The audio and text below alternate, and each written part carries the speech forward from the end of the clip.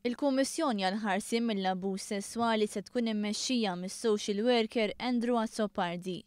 Ħabar dan l-Isqof Awżiljarju l-Amministratur Apostoliku Charles Scicluna waqt li kien qed jitkellem fuq programm tal-istazzjon tar-radju tal-Knisja. L-inizjattiva ġdida li magħna jkollna esperti mhux biss fl-investigazzjoni mill-lat biex ngħidu hekk ta' mħallef jew mill-lat legali, imma iżjed l-enfasi fuq esperti fis-social work, esperti f'dal-qasam biex jgħinuna dwar il-ħarsien li hija l-aqwa prevenzjoni mhux meta mbagħad nibku wara li tkun sar il-sara. Qal ukoll il-Kummissjoni se tibda tiffunzjona xahar ieħor.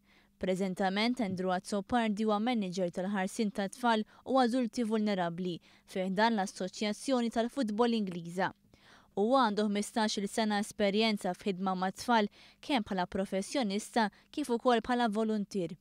Scicluna qal li Azzopardi mhux se jkun l-unika persuna f'din il-kummissjoni. Kunu nistgħu nħabbru mhux biss formalment in-nominator, pratikament qed nikkonferma, imma ġifieri anke t-tim kollu. Għandna wkoll persuna diġà li se tkun responsabbli minn l-investigazzjonijiet għal aħħar qatt ikollna bżonn ninvestigaw xi każ u fl-istess ħin se jkollna tim ta' esperti li qed nażluhom ukoll bl-għajnuna ta' Andrew Azzopardi stess. Intant il-Knisja f'Malta ppubblikat ukoll il-pożizzjoni tagħha dwar l-att tal-identità tal-ġeneru. Hija qalet li liġijiet li jippromovu d-dinjità tal-bniedem huma tajbin, iżda appellat għal linji gwida ta' prinċipji biex ikun hemm bilanċ bejn id-drittijiet tat-transessuali u l-interessi tas-soċjetà.